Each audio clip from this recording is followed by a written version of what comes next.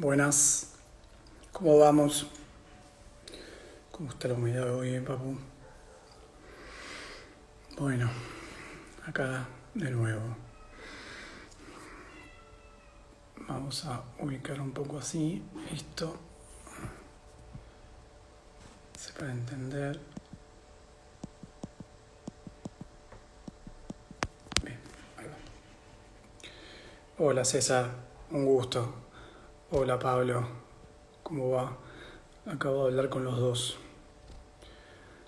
Hola Ana, buenas tardes, ¿cómo estás? Espero que estés bien. Bueno, ¿cómo les va? Sí, ahora estamos en estudios en exteriores. Nos fuimos de estudios centrales y ahora estamos en exteriores. Nos estamos ampliando. Bueno, ahí la veo a Marce, que ya acaba de entrar. Buenísimo, Marce. Me alegro que estés ahí. Así que ya hicimos el primer pasito. Ahora te llamo. Bueno, ¿cómo andan? No, por favor. Gracias a ustedes por estar allí. Sepan que el beneficio es mutuo y la idea en todos los sentidos es poder compartir, poder llevarla adelante en este momento tan complicado que estamos viviendo, poder encontrar un momento de desconexión, si se puede decir. Tengo que reconocer que vengo con un mes pasado y bueno, lo que comienzo este mes, vengo un poco más visceral que otros momentos. Me di cuenta que estoy como un poco cansado. A veces estar atendiendo muchos pacientes y sobre todo que si son de COVID, con toda la responsabilidad que lleva, uno se va quemando un poco, pero siempre estoy toda la semana esperando a ver en qué charla viene, con qué colega vamos a hablar, qué preguntas le voy a hacer. Bueno, creo que es una forma de crecer. Bien. Hoy, gracias, fuerza a todos. Hoy llegamos a la tertulia número 42. Hola Mari, ¿qué haces? Justo acabo de decir lo visceral que estoy, así que hoy te hice el comentario y bueno, sepan que mi lobo estepario, como dice Gess, siempre está viviente, está latente, así que a veces cuesta dominarlo. Bueno, vamos a dejar de hablar de mí, que no es lo importante. Bueno, hoy vamos a llegar y llegamos a la tertulia número 42, ¿sí?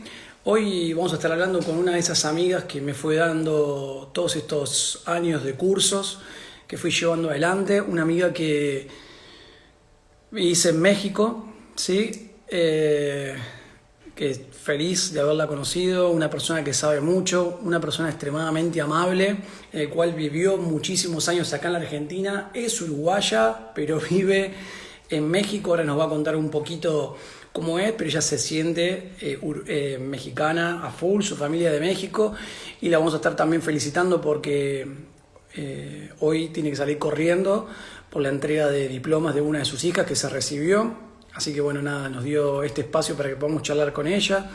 Ella es la licenciada Marcela Cuenca, es licenciada en Medicina Física y Rehabilitación. Ella es directora del Diplomado en Rehabilitación del Adulto Mayor, que lleva adelante con Kinefi, bien, empresa comandada también por Gustavo White, que es kinesiólogo, bien, argentino, que está allá y bueno, que también hace lo posible para que yo viaje a México. Bueno, hizo lo posible el año pasado, que tuvimos la posibilidad y la oportunidad de que viajé 2 veces, así que les agradezco mucho también a ellos.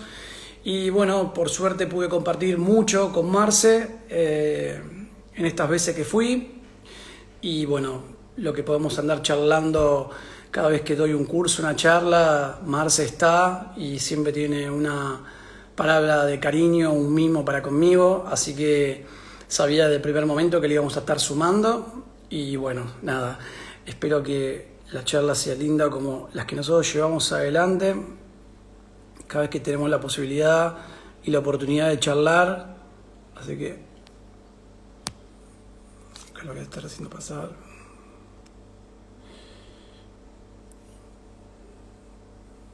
Bueno, vamos a esperar un cachito más a Marce, que ahora no la encuentro. Se me perdió. La saludé y ahora no la... Acá está. Marce, ¿me ves ahí? Porque no te puedo invitar. Me pone que no es posible unirse. Fíjate cómo está tu conexión de internet. Si estás ahí, Marce. Y si no, finalizo este pedacito de charla y arrancamos de nuevo. Escribime, por favor, porque no te puedo sumar. A ver si estás por ahí.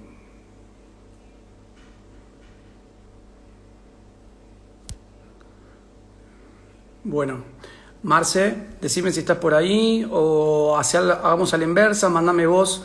No sí, ya sé, por eso no te puedo sumar. Me dice que no podés ingresar a la charla.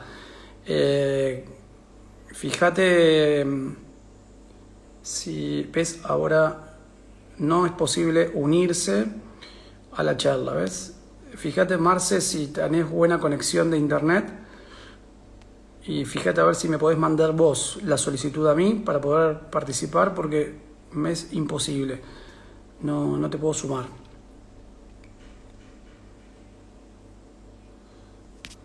Bueno, esperamos un cachito.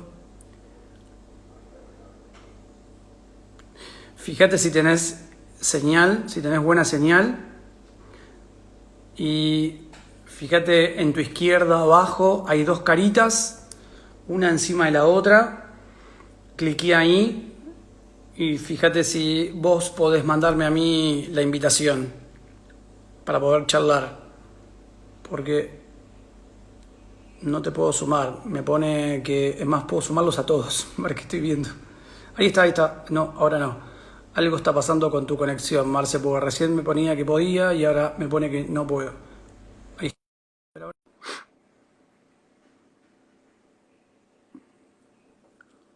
Bueno, aguanten. Cosas que pasan. Hola, Marce. Hola, ¿cómo Yo, estás? bien, todo bien. Espérame tantito que necesito cambiar de aparato. Ahí veo al servicio técnico alrededor tuyo que te está colaborando. Exacto, exactamente. No te podía mandar, me ponía que no Y te podía eso de mandar. criar hijos es muy útil. Sí, tal cual. Felicitaciones. Espérame, déjame que ponga para tener esto paradito aquí. Tal cual. Te espero. Ahí estás, listo. Ya, Mm, ya estoy. Bueno, me alegro que estés ahí. ¿Cómo andás? Bien, bien, todo bien, gracias. Bueno, Todo en orden. feliz de poder verte. Felicitaciones por el gran logro familiar. Ay, sí, muchas gracias. Qué nervios, qué emoción. Así que bueno, gracias por darme este espacio y justo en el día de hoy que tenías, bueno, la entrega de diplomas de tu hija. Así que gracias por estar ahí y bueno, felicitaciones para tu hija también. Gracias, gracias. No, y gracias a ti por la invitación. No, al contrario, gracias a vos. Baja un cachitito la cámara que arriba Mm, tenés. No Ahí va. puedo, no puedo Bueno, no porque no importa, se no queda. importa. Se Ahí, te escucha. ahí Ahí está va. bien. Perfecto, Ahí. perfecto. Contanos un poquito cómo es esto que sos. Sos uruguaya, viviste en Argentina mucho tiempo, ¿sí? Y ahora vivís en México. Sí, pues yo nací en Uruguay, en Montevideo. Mi papá es uruguayo y mi mamá es argentina. Y cuando yo tenía como un año y medio más o menos nos fuimos a Argentina. Crecí en Argentina, fui muy feliz en Argentina, amo mucho Argentina y tengo grandes recuerdos. Y a los 16 años decidimos venirnos para acá, pues la situación de la vida fue llevando a eso y tengo ya pues 38 años en México. Sí, Toda una vida, tal sí, cual. entonces ya soy muy mexicana y se nota en mi forma de hablar. Sí, tal cual, tal cual. Eh, ¿Vos, Marce, te recibiste allá en México? Sí, sí, yo hice hasta tercero de secundaria en Argentina y Sí, después vine aquí, hice lo que aquí se llama, es la preparatoria, que son los últimos 3 años, Y yo siempre quise ser médico y, y pues un día me di cuenta que no servía yo para ser médico y desistí de ser médico. Entonces entré a estudiar una carrera que se llama Ingeniería Bioquímica Industrial. Cuando me di cuenta que no tenía futuro en México esa carrera, la dejé y viendo qué hacía de mi vida, yo toda mi vida he sido paciente de kinesiólogos, porque De acuerdo. tengo un problema de nacimiento, muchas operaciones y siempre me atendieron kinesiólogos, me atendía en Alpi, Sos entonces, como, sos como Frida Kahlo, Marce, es así, sos como Frida no, Kahlo con esa espero no pierna, ser como Frida Kahlo. con esa pierna ahí. Eso sí, en otras cosas espero que no, y en el arte te juro que tampoco. Entonces, pues estaba viendo qué hacer y mi mamá toda la vida me decía, estudia kinesiología, y yo decía, yo hacer sufrir a la gente, yo nunca. Y en ese momento ya más grande, pues me di cuenta que yo le debía muchas cosas a mis médicos y a mis kinesiólogos, lejos de los dolores que me habían hecho sentir. Y me di cuenta que yo tenía verdaderamente una asignatura pendiente con la vida y que yo le tenía que regresar a la vida la posibilidad que tengo hoy de caminar, de moverme, de ser funcional y de vivir una vida íntegra, feliz y completa. Y entré a estudiar fisioterapia. Y entré a estudiar fisioterapia cero convencida de lo que estaba haciendo, ¿eh? Pero a los 2 días me enamoré completamente de la carrera y ya, no la dejé nunca más, ahí estoy. Qué bueno, qué bueno. Sabés que escuchándote, y bueno, ahí Karina también puso que ella trabaja en Alpi en Córdoba. Mi Ah, mamá también sí. trabajaba en Alpi, acá en Buenos Aires. Así que nada, Ah, igual y por ahí nos cruzamos. no, no creo.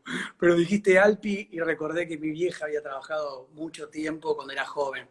Ah, Y decime, ¿cómo comenzaste a trabajar con el adulto mayor? ¿Cómo te fue llevando la profesión y, bueno, el interés por esa rama de la kinesiología, de la fisioterapia?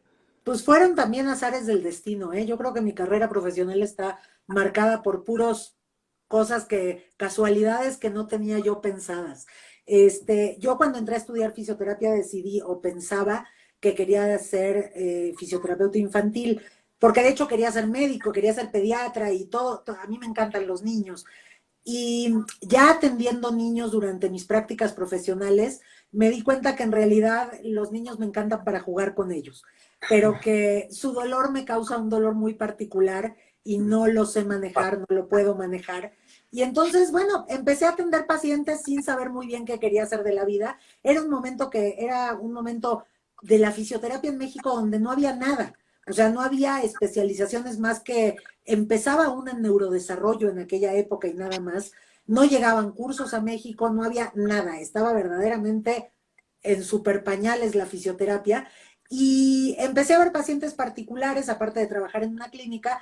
Y claro, los pacientes particulares te llevan mucho a que sean adultos mayores. Y atendí uno y atendí dos y de repente me di cuenta que me encantaba, que me gustaba atenderlos, que tenía yo habilidad para atenderlos y que podía plantear una relación muy, muy empática y muy buena con ellos. Y dije, pues de aquí soy. Y a partir de ahí, como no había, te digo, no había nada académico formal, pues empecé a estudiar y estudiar y estudiar y me pegué con muchos geriatras y empecé pues a equivocarme en muchas cosas para sacar otras buenas. Y así fue que me empecé a hacer y me hice durante muchos años sola hasta que empezó a haber más campos de estudio, hasta pues hace 3 meses que acabé mi maestría en fisioterapia geriátrica. Es verdad, me lo habías dicho, Sí, así que sí, sí, sí. felicitaciones también. Gracias. Pero escúchame, cosa que hemos charlado, algo loco, ¿no? Porque por un lado vos sos la directora de la diplomatura, pero por Ujú. otro lado te sentiste como obligada a tomar también esa maestría, Claro. ¿no? Por supuesto, por supuesto. Primero porque creo que aunque tengas un título de director o de coordinador o de lo que sea de algo, eso no te hace saberlo todo ni mucho menos y la preparación siempre tiene que seguir. Y Tal la cual. otra porque justo esta historia de la diplomatura yo la empecé en esta situación que te digo de haber sido muy autodidacta en el campo de los adultos mayores, de pues tener una gran biblioteca de cosas de adultos mayores y estudiar muchísimo y de discutir mucho con los médicos y con gente que sabe de eso mucho. Y al final yo sí quería tener algo más concreto y quería como aterrizar un poco esta especialidad que se fue dando con la vida y que tuviera un título que lo avalara también, ¿no? Entonces hice esta maestría en una universidad en España en línea y muy bien, la verdad es que muy contenta. Bueno, genial. ¿Cómo se encuentra hoy por hoy la rama de la gerontología dentro de México? Pues en pañales, empezando, luchando mucho porque al final creo que en el mundo entero la rama de la gerontología no está muy avanzada.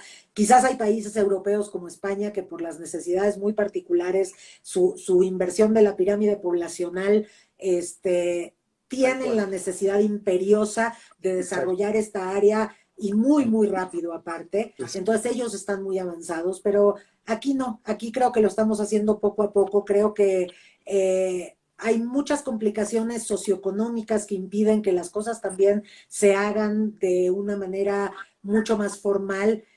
Hace unos años tuve la oportunidad de ir a España justo para ver cómo funcionaba un centro de día, bueno, no fui para eso, pero lo hice, para ver cómo funcionaban unos centros de día para adultos mayores en España, porque me interesaba a mí poner unos aquí, que no he puesto, por cierto, y me impresionaba mucho ver la normatividad que tienen. Todo lo tienen normado, cómo alimentar a los adultos mayores, cómo tratarlos, todo, todo, todo. Y aquí no hay nada de eso. Entonces, ya hay muchos organismos gubernamentales y no gubernamentales que están abriéndose paso para tratar de normar este tipo de cosas, pero pues esto es algo que lleva muchísimo tiempo y lamentablemente en los países, igual que todos los seres humanos, a veces dejamos lo importante por lo urgente. Y tal- entonces el adulto mayor en estas sociedades está todavía un poco rezagado. Y parte de mi interés es ese, es quitar ese estigma y que los adultos mayores se puedan volver una parte, si no totalmente activa, activa en muchos sentidos de la sociedad, porque tienen todavía mucho que dar y todos tenemos muchísimo que recibir de ellos. Tal cual. Eh, Me quedé con la última frase que dijiste, que sea el adulto mayor sea lo más activo posible, ¿no? Sí, Y cómo exacto.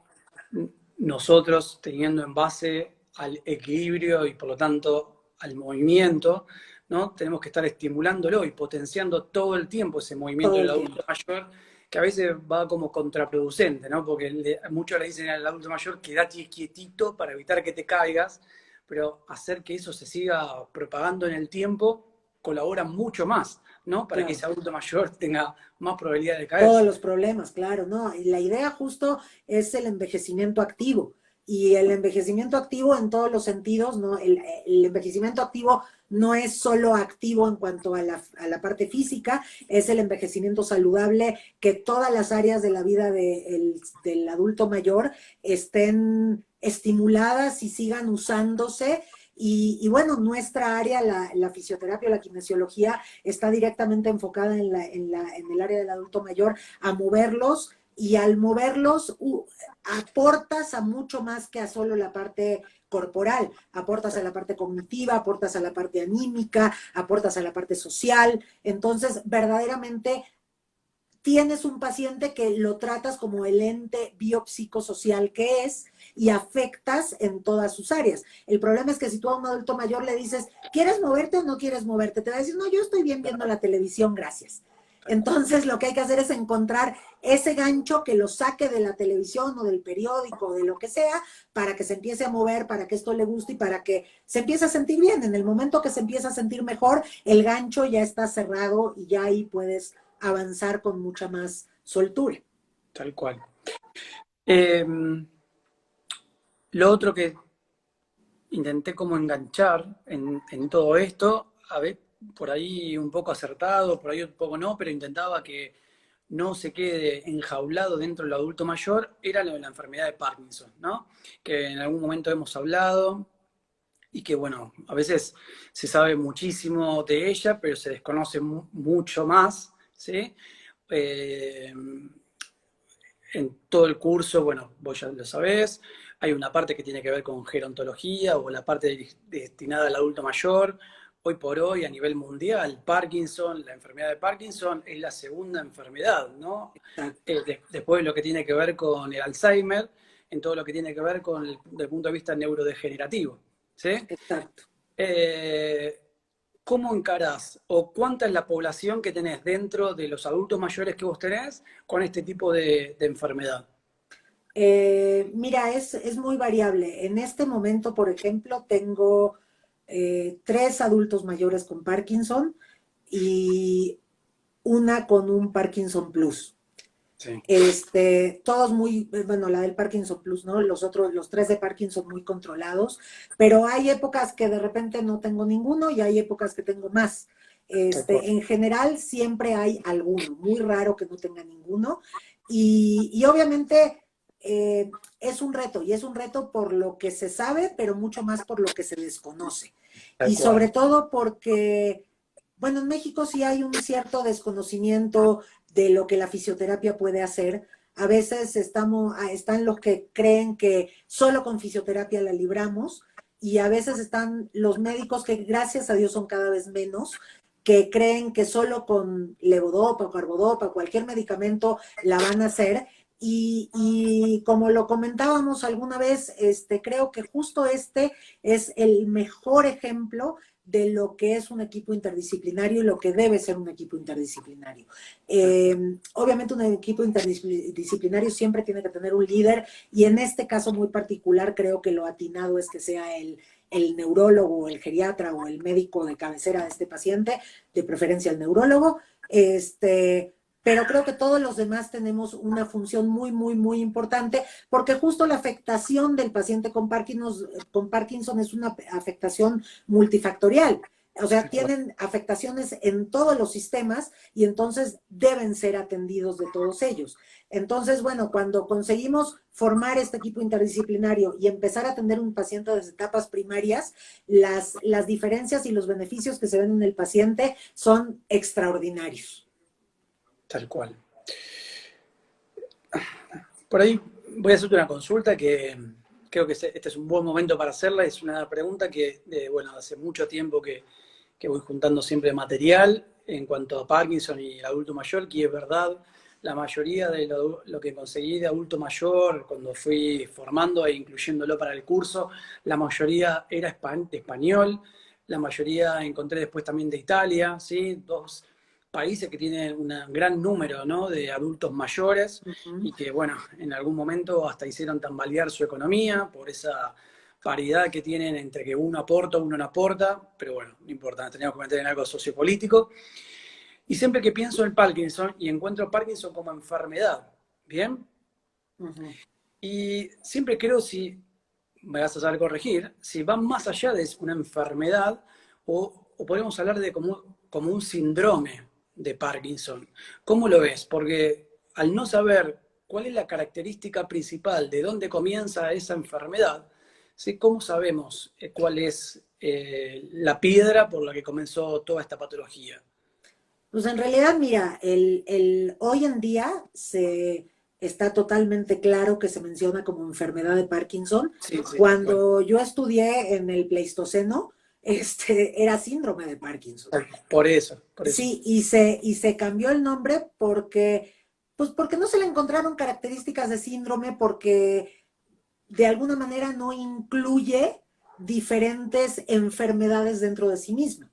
El origen del Parkinson no está tan claro todavía. Se sabe que el Parkinson del adulto mayor en términos generales es idiopático por la propia degeneración. Hay claramente una carga genética en el Parkinson para alguna gente que normalmente tiene que ver con los adultos jóvenes.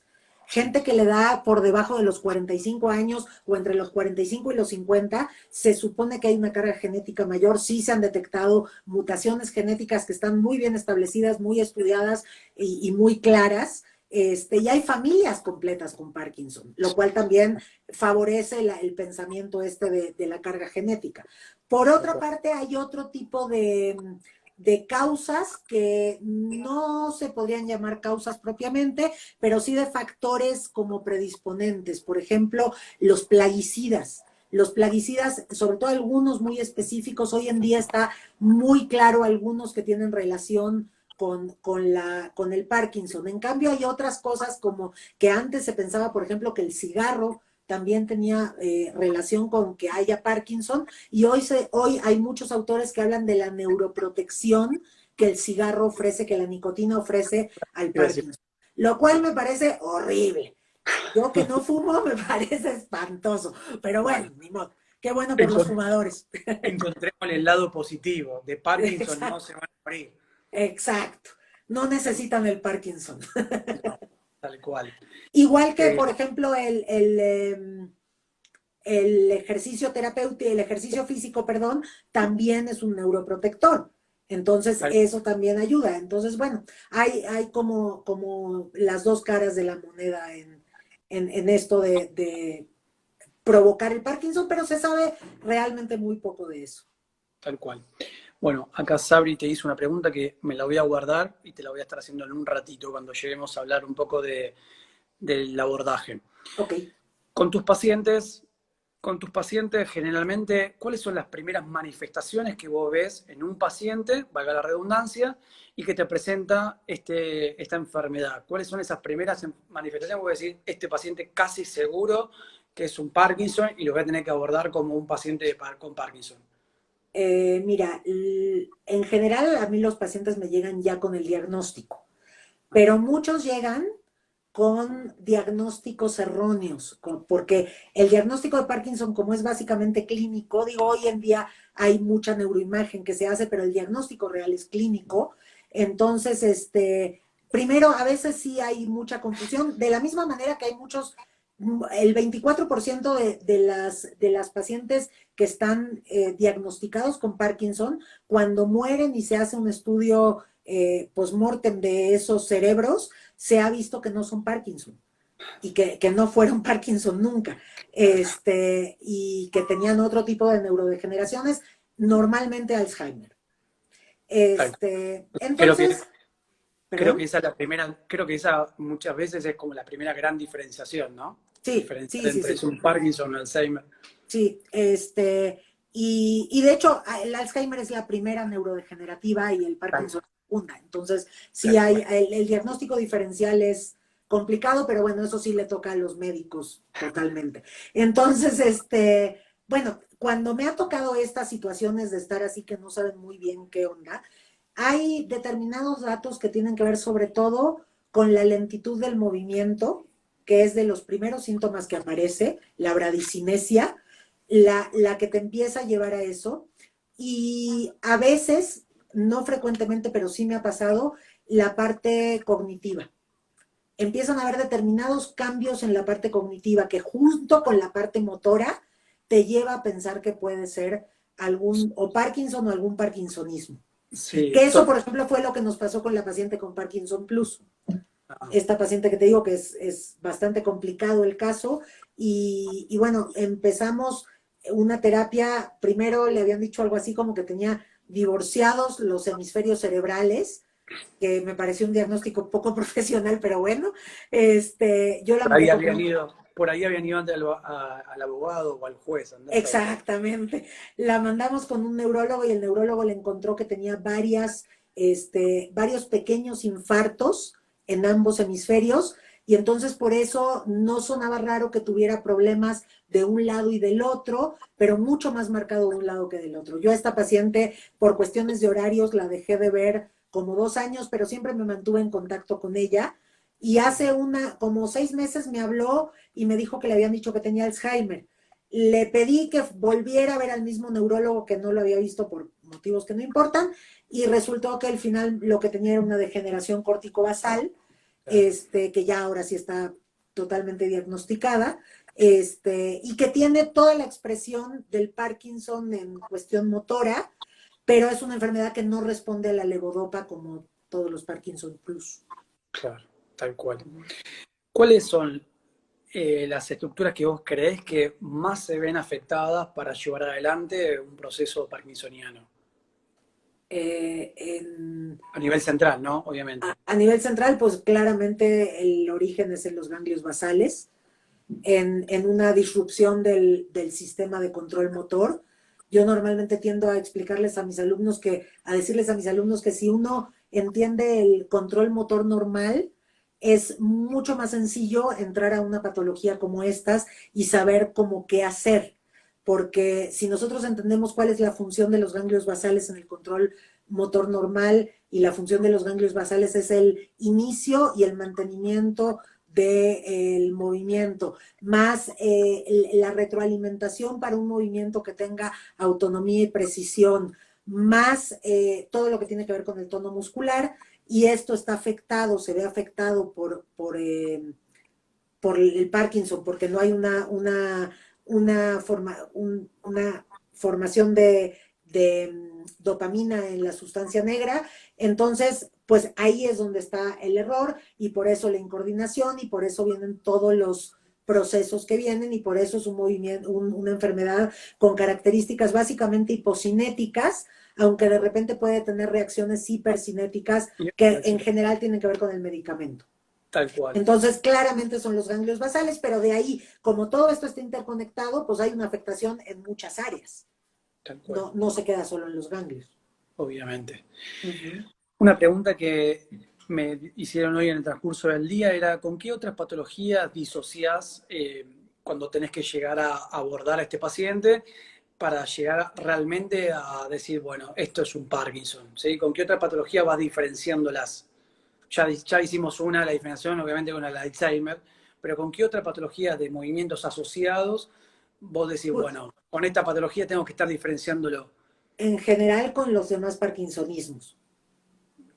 Con los demás parkinsonismos, ya sea de Parkinson Plus o parkinsonismos atípicos, que de hecho esa es una de las cosas que cuando un paciente empieza a tener alguna situación extraña que me empieza a no gustar, tengo que empezar a pensar en los parkinsonismos secundarios o parkinsonismos atípicos como los que tienen que ver con los medicamentos. Me lo sacaste de la boca. Te iba a preguntar exactamente eso. Me quedé así como diciendo, y con los movimientos asociados que se producen con los fármacos, principalmente los que son psiquiátricos, ¿no? Exactamente, exactamente. Entonces, eso creo que a nivel de fisioterapia, eso es con lo que más nosotros tenemos que estar al pendiente cuando un paciente empieza a presentar características de motoras anormales. Hay que ver qué pasa con los medicamentos, hay que ver si tiene características de Parkinson y obviamente referirlo con el médico. Perfecto. Y dentro de las manifestaciones no motoras, ¿bien? ¿Con cuáles son las que mayor vez te vas encontrando? Que bueno, muchas veces hasta pueden llegar a ser la primera manifestación, ¿no? Algo no motor. No, creo que hasta eso también cambió un poco el concepto de no estar siempre nucleando o encapsulando al paciente, bueno, aquí tiene temblores y rigidez. Muchas veces pueden ser síntomas que aparezcan mucho después. Sí, totalmente. En general el deterioro cognitivo aparece después que las alteraciones motoras, pero hay pacientes que no. Yo tengo una paciente que tiene Parkinson checado hasta con un PET y se ve clarísimo, y es una paciente que tiene un deterioro cognitivo muchísimo mayor que el deterioro motor que tiene. En algún momento se pensó que esto podía ser porque aparte tenía otro tipo de degeneración tipo Alzheimer o demencia tipo Alzheimer, pero bueno, teniendo Parkinson no había por qué darle otro nombre a algo que podía asociarse perfectamente. Pero mira, dentro de la pregunta, el deterioro cognitivo, la depresión, Tal cual. y los trastornos del sueño y la fatiga, el exceso de fatiga son las cosas con las que yo más me topo y con las que más tengo, o por lo menos con las que más tengo posibilidades de lidiar. Por ejemplo, una cosa que todos los pacientes tienen y que el ejercicio ayuda muchísimo es estreñimiento. Sí, tal cual. Muchísimo estreñimiento. Pero al final del camino nosotros damos una ayudadita, pero no es algo que sea central en nuestro tratamiento. No, Tal cual. Bueno, pero como hoy por hoy el kinesiólogo fue avanzando tanto dentro del trabajo del piso pélvico, así que 100% creo que es un paciente que se puede también estar abordando desde esa rama de la kinesiología. Claro. Y dentro de la terapia manual, enseñarles cómo hacer manejo del abdomen para ayudar al estreñimiento, les ayuda un montón, un Tal montón. cual. Ujú. Creo que me sabrás corregir, Marce. Creo que una gran primera diferenciación cuando va evolucionando el paciente entre las dos ramas de alteraciones neurodegenerativas, entre el Parkinson y Alzheimer, es que el Parkinson va viendo su deterioro, ¿no? Va viendo paulatinamente y es como que lo va haciendo como carne, lo va sufriendo, que por ahí el paciente de Alzheimer, dependiendo del grado de variabilidad de ese deterioro neurocognitivo, neurodegenerativo, no lo va a sentir tan en carne propia, ¿no? Tal cual, tal cual. Bueno, digamos que los pacientes con Alzheimer o con cualquier otro tipo de demencia, al principio lo sufren igual, porque al principio son totalmente conscientes del deterioro que están teniendo. Cuando tienen momentos de lucidez y de estar conectados, se dan cuenta de lo que está pasando y sí sufren muchísimo. Lo que pasa que el paciente con Parkinson tiene justamente porque muchas veces el deterioro cognitivo no es al principio de todo, entonces se da cuenta desde muy al principio y aparte es una enfermedad muy conocida que se sabe cómo van a deteriorarse y eso les provoca mucho miedo, les provoca mucha ansiedad, les provoca mucha angustia, mucha depresión y justo parte de lo que nos toca hacer al personal de salud es tratar de mediar en esto. El exceso de miedo y el exceso de angustia los puede limitar y los puede detener y los puede dejar sentados en una silla esperando a morirse y no es el caso porque esto puede durar muchísimos años. Entonces, justo la idea es usar este conocimiento para explicarles lo que se puede hacer por ellos, para ayudarlos en todos los sentidos a que ellos puedan ir evolucionando adecuadamente, para darles las herramientas en todos los sentidos, para que ellos se sientan mejor y quieran estar bien, y no que el miedo los consuma. Tal cual. Eh, mm, Híjole, no veo el nombre de quién me está preguntando eso, pero no lo sé. sí, No sé, no tengo, o sea, sí tengo pacientes que la han utilizado en diferentes formas, pero para el dolor. En el tal caso cual. del Parkinson, no. La verdad es que no lo sé. Pero si me quieres dejar tus datos, puedo averiguarlo y en unos días te contesto. Sí, hay una asociación acá en Argentina que se llama Mamá Cultiva, ¿sí? En el cual, bueno, ellos hacen todo un abordaje, ¿sí?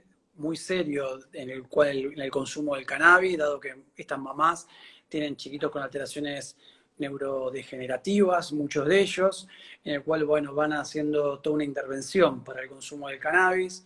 Bueno, yo en un momento me puse en contacto con ella, dado que, bueno, soy paciente migrañoso, y bueno, dentro de todas esas situaciones para las cuales hoy por hoy están intentando aportar el consumo de cannabis, estaban los pacientes de Parkinson. No sé cómo es el abordaje, ni sé cuáles son la cantidad de dosis, pero bueno, sí sé que dentro de esos pacientes que estaban intentando abordar por medio de este grupo estaba esta población. Así que hasta ahí llegó mi amor. Lo puedo averiguar con muchísimo gusto, pero no tengo la experiencia y Eh, no lo he bueno, estudiado, la verdad, tampoco. Karina, ahí cualquier cosa escribirle a Marce, que estoy casi seguro, no, casi seguro no, te estoy seguro que cuando consiga la respuesta te la va a pasar. Sí. Eh, Pregunta que me gustaría que diferenciemos. Bien, enfermedad Sí, de Parkinson, Parkinson Plus y Parkinsonismos. ¿Sí? Tres situaciones que parecen que son lo mismo, pero no es lo mismo. ¿Sí? no, Entonces, ¿cómo vamos diferenciando desde nuestro humilde espacio? exacto. A ver, yo creo que las características en general son diferentes y las causas son diferentes. Los parkinsonismos atípicos, que era lo que decíamos recién, son aquellas características motoras, alteraciones motoras, que tienen otro tipo de causas, como los medicamentos, como decíamos, causas vasculares, por tumores. Esos son básicamente los parkinsonismos atípicos o parkinsonismos secundarios. En la enfermedad de Parkinson, que es de lo que hemos venido hablando, y el Parkinson Plus, que es una serie de síndromes o de enfermedades que son relativamente nuevas en su diagnóstico. O sea, hace muchísimos años cuando yo estudié, por ejemplo, esto de Parkinson Plus no existía. Y que hoy se conocen más y que tienen características de la alteración motora muy similares en algunos casos al Parkinson y en otras tienen algunas diferencias, pero básicamente lo que las hace más, la que las diferencia mucho es el no tener una respuesta favorable al medicamento. Tal cual. Esta paciente, por ejemplo, que te digo que tiene degeneración corticobasal, es una paciente para la que no hay un medicamento que dé un resultado como lo da la levodopa o cualquiera que se usa. Tal cual. Ya que nombraste lo del medicamento, ¿cómo varía, ¿sí?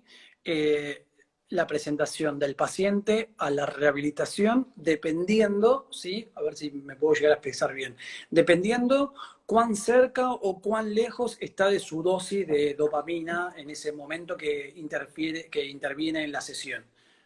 Es radicalmente diferente atender un paciente bien medicado que un paciente que no se le ha llegado a la dosis o que no está medicado, es totalmente diferente, porque justo si lo que pensamos es que los medicamentos que se le dan a los pacientes con Parkinson tiene que ver con la producción de dopamina que no se hace en forma natural, entonces eso hace toda la diferencia, porque si a mí me llega un paciente en un estado de rigidez absoluta, que no tiene medicamento, o que tiene un temblor enorme, o que tiene una inestabilidad postural que no puede controlar por la falta del medicamento, nosotros sí podemos ayudar y vamos a ayudar en un momento determinado, pero no es algo que se va a mantener porque el jefe está mandando una información que no es la que debe ser porque no hay dopamina y entonces el sistema de control motor no está funcionando adecuadamente.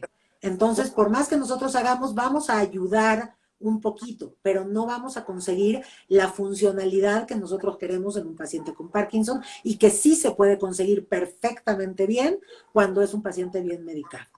¿Se lo preguntás al paciente ¿Qué si cosa? cuándo tomó la Sí, dosis y hace cuánto tiempo que la tomó? sí, lo que pasa es que los pacientes que ya llevan tomando el medicamento un tiempo ya no es tan sustancial las horas que lleven de haberlo tomado. Tal cual. Eh, Eso en, es lo que gen- quería saber. Sí, en general, cuando ya llevan un buen tiempo de tratamiento, puede ser que un día los agarres un poquito más en off, un poquito más bajitos, un poquito más complicados, pero eso también puede ser porque tuvieron un día más estresado, porque están angustiados por algún problema personal. Ahorita, por ejemplo, con todo el asunto de la pandemia, son pacientes que sí se han visto muy afectados, porque estar solitos, estar aislados, sentir que no tienen como toda la red de apoyo que normalmente tienen, si es que la tienen, eso los afecta también mucho. Tal cual. Sí, mi pregunta iba a eso, ¿no? A esa manifestación del paciente cuando está en on o en off, y, Exacto. y si vos consultabas y preguntabas si ya No, lo sí, había pero tomado. sí, siempre lo pregunto, siempre lo pregunto. Genial. Uh-huh. Otra pregunta que tengo por acá es, ¿te ha pasado de pacientes que tienen Parkinson pero son jóvenes? O sea, a ver, voy a interpretar. He tenido pacientes, dos para ser exacto, ¿sí? Que estaban en la población entre los 35 y los 45 años, los dos, bueno, con manifestaciones de Parkinson, los dos con un comienzo igual, habían sido en un miembro superior, comenzaron con una rigidez y luego comenzaron con un temblor fino, bien, pero bueno, al margen de eso, quería saber si vos tenés también dentro de la población y cómo va a variar tu tratamiento cuando obviamente no es un adulto mayor, sino que bueno, es un adulto, ¿no? Tuve una sola paciente que es una mujer que tenía cuando empezó el Parkinson 48, 50 años, creo que 50 tenía. Este, Es la única paciente que no es adulto mayor que he tenido con Parkinson. La vi muy poco tiempo porque ella se fue a vivir a provincia después y ya no la seguí viendo. Y lo agarramos muy a tiempo, fue bueno, lo agarró ella y su médico muy a No, tiempo. Y vos la, también colaboraste. Sí, no, pero o sea, yo no la conocía hasta que llegó ya con el diagnóstico de Parkinson. Y fue un paciente que, la verdad, aparte que ella, por supuesto que quería estar bien y que hizo todo lo que tenía que hacer y que empezó con cosas muy como sutiles, sus características de Parkinson eran muy sutiles, entonces se pudo hacer un tratamiento mucho más agresivo en cuanto a la intensidad del tratamiento.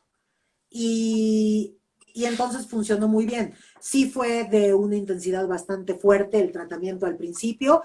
Hubo un momento que ella empezó a cansarse mucho y a fatigarse mucho y le tuvimos que bajar 3 rayitas porque probablemente se nos había pasado un poco la mano. Pero hoy en día esto yo creo que ya tiene 4 o 5 años, ella está muy bien, sigue haciendo sus ejercicios. Creo que en este momento, según me platicó un familiar de ella, no tiene un terapeuta que la esté abordando, pero sigue haciendo los ejercicios, hace mucha yoga, eso le ha ayudado muchísimo, ella es una yogi de toda la vida y eso le ha ayudado muchísimo. Y bueno, eso la ha hecho estar muy bien. Ella cuando se fue de la Ciudad de México con un programa de tratamiento muy grande y muy vasto. Y la verdad es que ya hace como 2 años que no sé nada de ella, pero seguíamos en contacto algún tiempo y me decía que seguía haciendo los ejercicios y que se sentía muy bien, que sí tenía épocas que estaba más bajoneada, pero también ella aceptaba que eso tenía que ver con que a veces el bajoneamiento era anímico y eso le jalaba toda la parte del Parkinson. Tal cual. Ujú. Bueno, vayamos a lo que a muchos nos interesa. ¿Cómo es tu abordaje frente a estos pacientes? ¿Quién te los deriva? ¿Con quién te pones en contacto? ¿Cuáles son las áreas que vos te vas vinculando? Ok. Normalmente me los deriva o el geriatra o el médico tratante, neurólogo, lo que sea.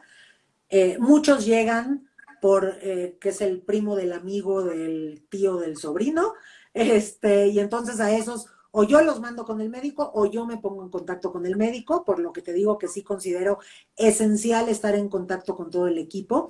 Si a veces por una cuestión económica no se puede tener acceso a todo el equipo interdisciplinario, a mí me encantaría poder trabajar mínimamente con un terapeuta ocupacional, con el médico obviamente, con un neuropsicólogo, un psicólogo y un terapeuta de lenguaje y un nutriólogo.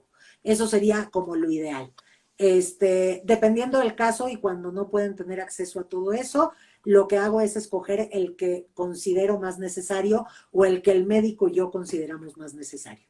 Generalmente siempre hay un psicólogo, trato de que siempre haya un psicólogo, por lo que hablábamos hace un rato de la implicación esta de el miedo, la depresión, es importante, o sea, nosotros hacemos lo mejor que podemos por motivarlos y por darles herramientas para que estén lo mejor posible, pero finalmente, zapatero a tus zapatos, es un tema tan delicado y tan que puede crear tanto conflicto dentro del tratamiento de la enfermedad que vale la pena que quien sabe mucho de eso lo haga.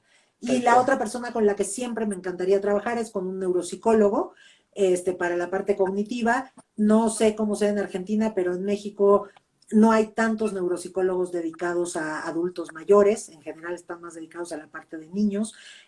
Hay dos asociaciones muy buenas que trabajan en eso, que cuando se pueda siempre se los recomiendo a los pacientes para que también tomen terapias con ellos. Y cuando la parte económica no permite que haya más que el médico y yo, pues lo que yo hago es asesorarme con estos profesionistas y ver cómo desde la fisioterapia yo puedo incluir cosas que ayuden en esa parte. Bien. ¿No? Entonces, por ejemplo, siempre les hago trabajo cognitivo, siempre incluyo en el ejercicio y, por ejemplo, si en una sesión de terapia no los puedo tener 1 hora, 1 hora y media o 45 minutos sin parar de hacer ejercicio si están ya si tienen mucha edad o si el Parkinson está más avanzado. Entonces, lo que hago es que en los descansos los usamos para trabajar la parte cognitiva, y así vamos más o menos campechaneándole a qué hacer. Un descanso activo, digamos. Exacto, sí, ya no hay descansos pasivos. Hace Tal, muchos años descubrí los activos y dejé los otros. tal cual. Yo pienso exactamente lo mismo. Pienso que hasta lo más estático, porque la palabra pasivo es una palabra que generalmente no utilizo, hasta lo más estático es activo, ¿no? Porque hasta cuando está quieto está haciendo algo. No, claro, y aparte, o sea, cuando tienes descansando un paciente solo con el hecho de hablar con él, de preguntarle, Normalmente yo doy terapias a domicilio. Entonces, cuando uno da terapias a domicilio, que es una de las partes que a mí me gusta mucho de hacerlo así, uno se puede meter hasta en la cocina de la vida de la persona. O sea, te enteras del el nieto, el sobrino, el no sé qué, el no sé cuánto. Y entonces, esto de hablar con ellos, de preguntarle, oye, ¿qué pasó con su nieto menganito? Y no sé qué. Y todo eso los hace funcionar y los hace trabajar y los hace conectarse. Y entonces hay muchas maneras de llegar al paciente y a la parte cognitiva del paciente y no nada más es ponerlo a jugar memoria. O sea, hay muchas cosas que se puede hacer, desde preguntarle qué desayunó, ¿no? Es una manera de entrenar su memoria. Tal cual, justo acabaste de decir algo y justo Ana te hizo esa misma pregunta, si incluías a la familia dentro del abordaje terapéutico. Totalmente, totalmente, y tengo que decirlo sinceramente, mientras se dejen. Porque hay familias que no es tan fácil hacerlo, pero sí le peleo mucho porque sea, porque al final del camino, primero alguien de ellos normalmente, de la familia, es el cuidador primario del paciente, con lo cual tengo yo que estar en contacto con él. Y segundo, yo sí creo mucho en la atención centrada en la persona. Y en la atención centrada con la persona no está sola porque lo que decíamos antes es un ser biopsicosocial, es una persona que vive en un entorno, que tiene una familia que es o es en contra de ser una red de apoyo, porque a veces las familias lamentablemente nos volvemos en contra de esta red de apoyo que deberíamos ser. Entonces creo que parte de lo que nosotros tenemos que ser es traerlos, es demostrarles dónde, cuando les, porque a veces es porque no lo pueden aceptar. O sea, a mí me ha tocado muchos hijos que no pueden aceptar el estado de sus padres y eso hace que se retiren y que se aparten y que nieguen las cosas y que la terapia no les parezca y el doctor no les parezca y nada les parezca. Y entonces un poquito la cosa es hacerlos regresar, mostrarles cómo están las cosas y mostrarles cómo con su aportación, su apoyo, su estímulo y sobre todo su amor, esto funciona muchísimo más. Tal cual. Me quedé así como el perro de los taxis, ¿viste? Así, tal cual. Porque creo que muchas veces, o siempre, qué sé yo, pasa que cuando hay un familiar muy cercano y está enfermo, hay toda una familia, ¿no?, que está enferma alrededor. Claro, De alguna forma u otra se hacen cargo de esa enfermedad y cada uno la puede ir canalizando como puede, ¿no?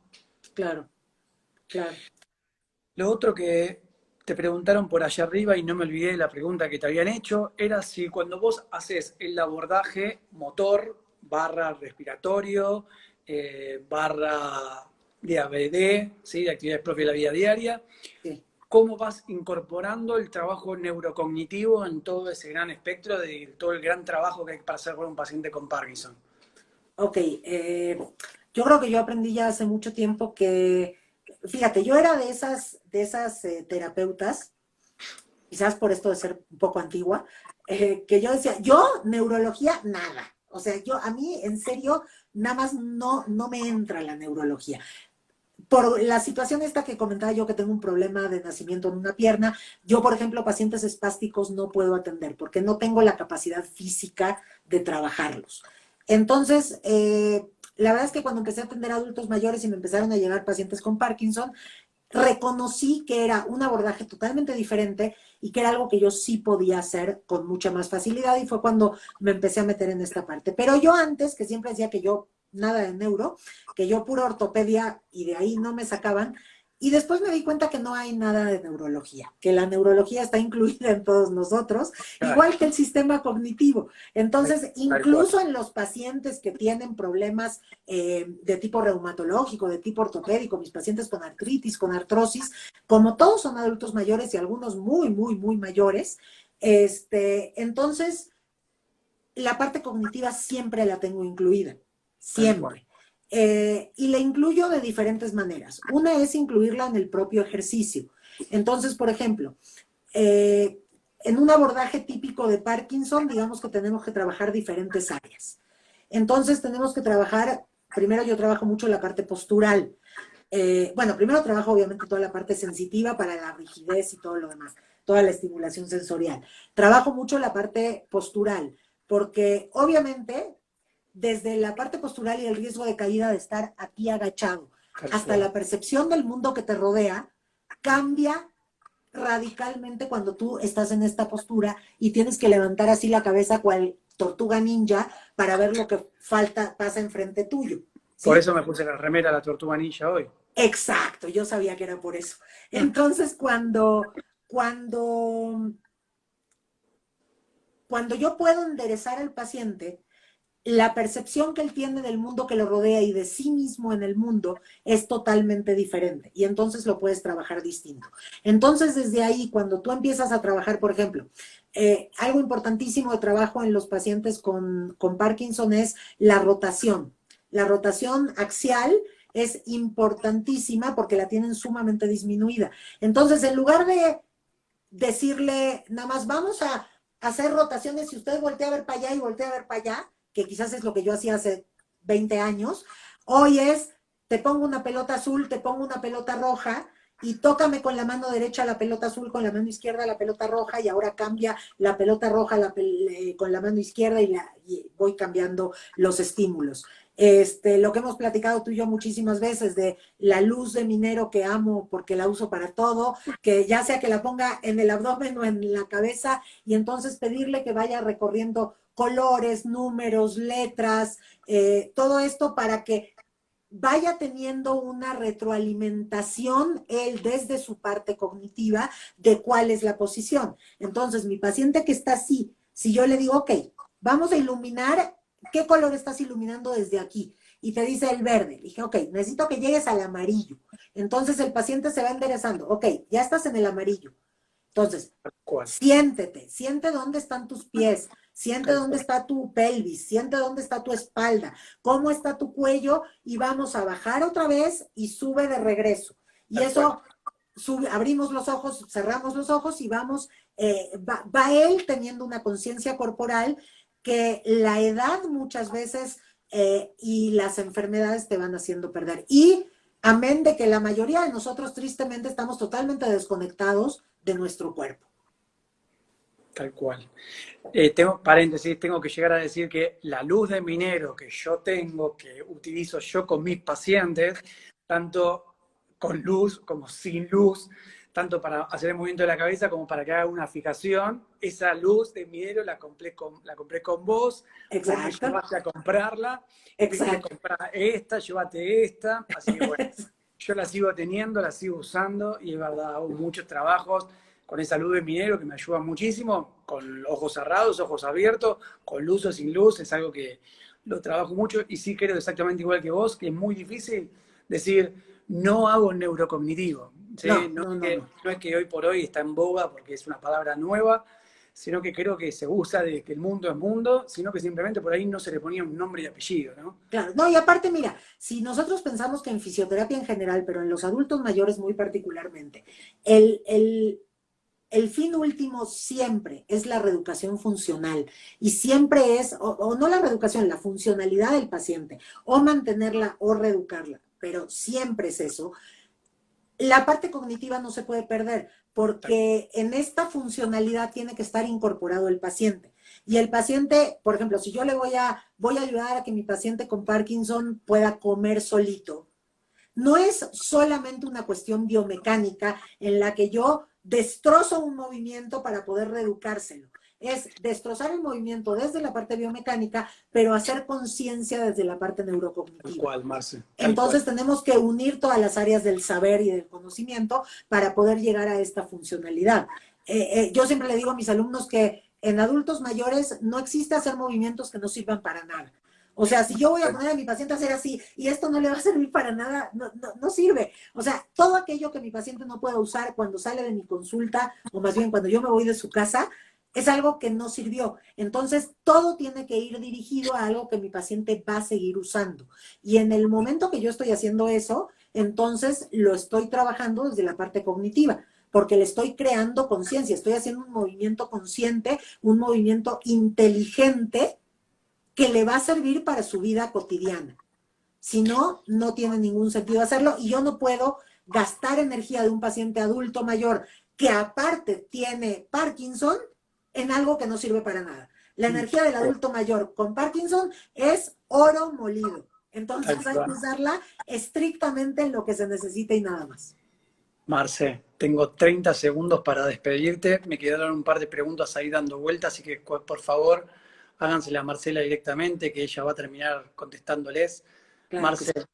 muchos éxitos, disfruten mucho Gracias, el gran momento que llegó hoy gracias, gracias. con tu hija y bueno, nada, Muchas muchas gracias. gracias. Espero que nos veamos pronto. Gracias a ti, te mando un beso enorme, gracias a todos. Y si Besos. alguien tiene alguna duda, mi correo es marcelacuencajeria@gmail.com. Gracias.